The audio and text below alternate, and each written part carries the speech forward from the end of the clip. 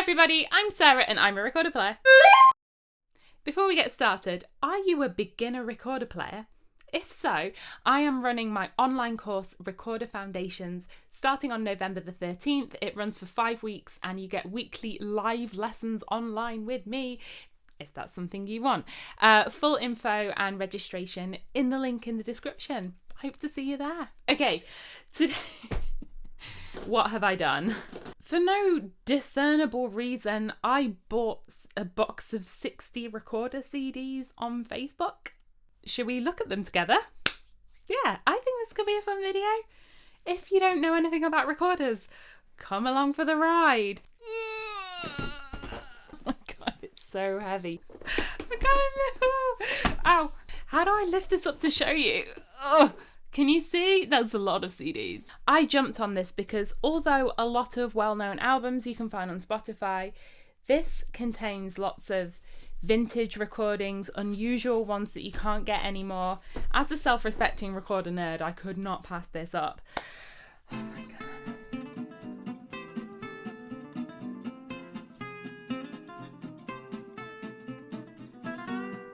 There's a lot of really well-known recordings in here. A great example is the whole entire Van Eyck's Fluyten Lust-Hof recorded by Erik Bosgraaf. Erik's been on the channel, super fun person to work with. We made 2 videos together and I guess this is the recording that like catapulted him into the spotlight. I have wanted this CD for so long. The Passion of Reason, rhythmically complex medieval and Renaissance music recorded by Trio Sour Cream. If that doesn't get you going, I don't know what will. I actually discussed the music of this CD in my recent video with Adam Neely. I have it in my hands. This costs €60. Look at the booklet that it comes with. Oh my gosh. I wish I'd had this book when I was filming that video. Actually, I did have this book, I just didn't look at it. I'm not going to describe the entire box. I've sorted out my CDs. We've got medieval. All of these are Renaissance. These are Baroque, contemporary.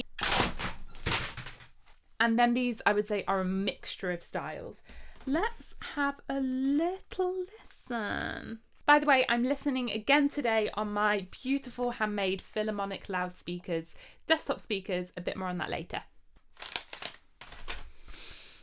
The Llibre Vermell de Montserrat, the so-called Red Book from the 14th century, containing a bunch of pilgrimage songs. This CD is from 1997. Who is performing? Oh, I think this isn't recorder, I think it's flute. Well, let's have a listen. Cunctissimus Continentis, I have to say this is a banger. I used to play this on harp. Make of that what you will.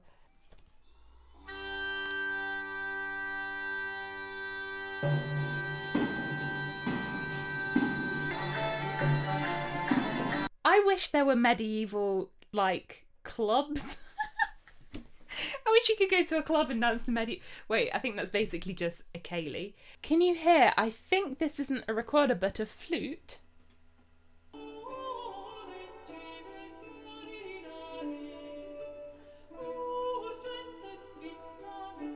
Brilliant start. This non-recorder CD has snuck in, but I'm not mad. It's beautiful music. For medieval music, we've got to go with Pierre Hamon, recorder player. There's a picture of recorder on the front. We're gonna get some recorder. Ooh, on this CD he plays a load of double flute. He uses pretty much all recorders by Bob Marvin and Frans Brüggen on this album. 2 incredible recorder makers who've sadly both passed away. Their instruments are legendary. Let me give you an example. This double flute.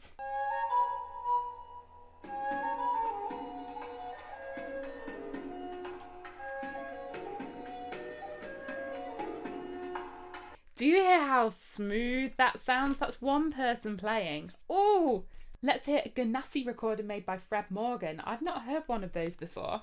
This is...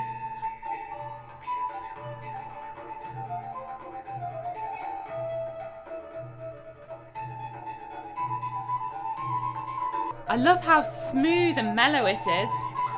1995. It's like 10 years ago.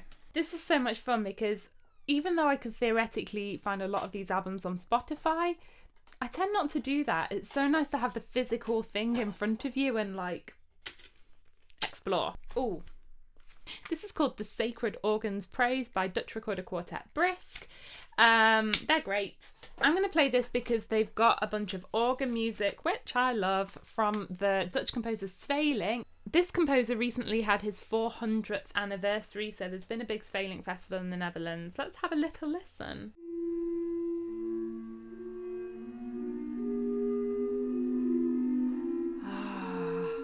Oh my god. It's organ music played on a recorder. It's like having an organ where every pipe is sentient and you can manipulate it individually with vibrato and crescendo and decrescendo. It's just magical. And then when you get this really chromatic music of Sweelinck, it's like, ah! See, we've got loads of Baroque CDs. I mean, a lot of this stuff is quite standard. Telemann, Bach, Handel. Entertainments for a Small Flute by Dan Laurin. Do you remember a couple of weeks ago my video on 4th and 6th flutes? Well, this is a CD of these types of concertos. Wow, from 1998. Look at that. That 90s style. So these are mainly the concertos for 6th flute, which is a soprano recorder in D. Oh yeah, the woodcock. The woodcock is a really fun one. What I love about it is it's so high, but it's not shrill or squeaky. Just listen to this.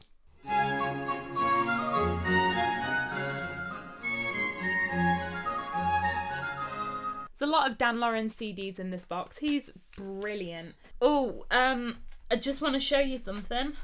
These are quite legendary. These recordings were made in the 80s. It's just a fantastic snapshot of where the recorder and early music was at the time. Let's have a little listen to some of the more unusual. Oh, okay. Adrie's Traumflöte, The Dream. This is a recording made by Adriana Breukink and friends in 2001 of her dream flutes. Now, if you've seen my visit to Adriana's workshop, she's been developing these recorders for a long time. So this is like a time machine where we can go back and hear what it was like. 2001, that's like 5 years ago. Oh, and she's really got like a kind of who's who of recorder playing at the time. We've got Marion Verbruggen, Piers Adams, Dorothea Oberlinger. So this is the 2001 version of the Adriana Breukink Dream Flute.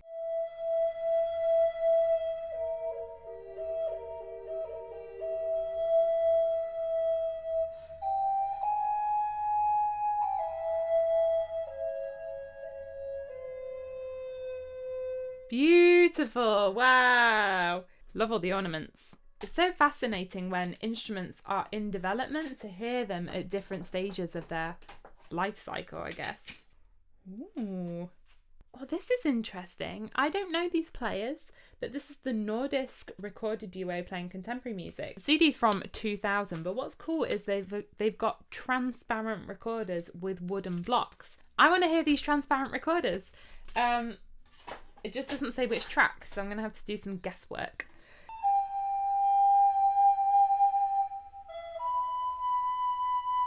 It could be this. Do you hear how bright and brilliant the sound is?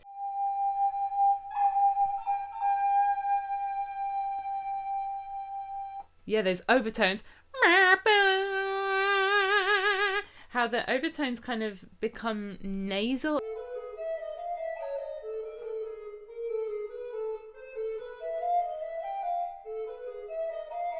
So I play a lot of contemporary music. The thing is with contemporary music, it's really diverse. And some of the more is not my favourite to listen to. Oh, cool. This is why I buy these big boxes of CDs. This is a self-made recording by recorder ensemble Few, who are these lovely musicians, recorded in the church in a small village in Gelderland in 1996. Oh, it's arranged for recorder ensemble.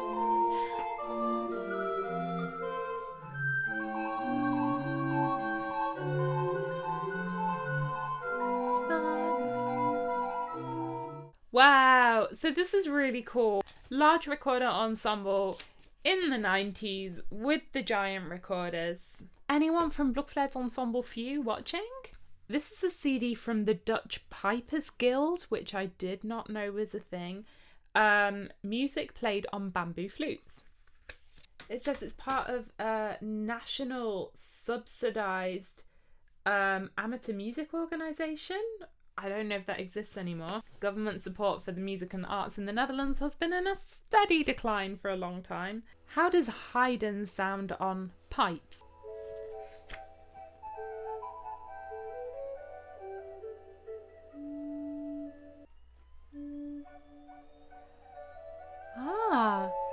It almost sounds like a draaiorgel. How do you say that in English? Barrel organ.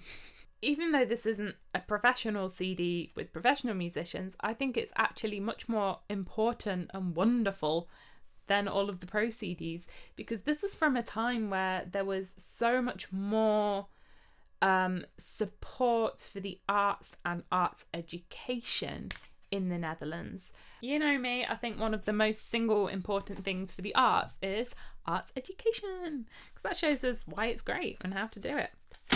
Before we listen to the last CD, let me tell you about these amazing speakers I have been listening on. Now, let me take a minute to talk about Philharmonic Loudspeakers, the sponsors of today's video. I have the DT1 desktop speakers. They're handcrafted in marble and stainless steel with no plastic, and the sound quality is of course the most important. They have a corrective network and high-end gold-plated binding posts to give the best sound. Audiophiles, you can find full technical specifications on the website. They're handmade in Germany by Clemens Bartel, and I'll put the links and info in the description. Oh, I know what I want to play you. Frans Brüggen, one of the fathers of modern recorder playing. Genuinely, if it wasn't for him, I don't think we'd all be here.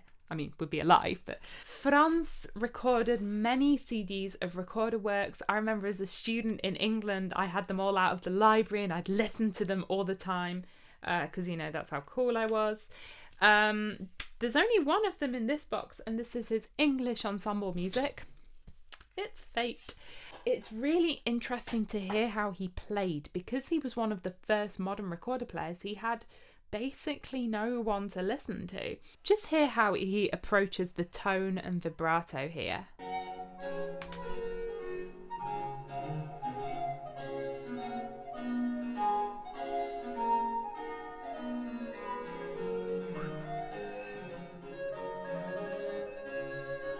His vibrato is much wider, and I guess you could say his tone is pushier than the standard used today. Neither is bad or wrong, it's just really different, and it's really fascinating to hear. This was recorded between 1979 and 1967. Wow. The early music world was in a very different stage than it is today. The people making this music and performing it were really like early music paleontologists. It's so cool as a recorder player not only to have this diversity of music, but be able to track the development of our instrument and the performance practice over the past 60 years, and to hear that. I'm going to wrap it up here, but this is so much fun. Let me think on how we could have like a listening party together. That would be cool, no? Let's wrap it up. Don't forget, beginner recorder players, check out my online course, Recorder Foundations, information below. As always, you can subscribe to my channel by clicking on my face down here. Over here's the Team Recorder web shop where you can get the course and other goodies, and here's another video. Thanks for watching and have a great day. Bye!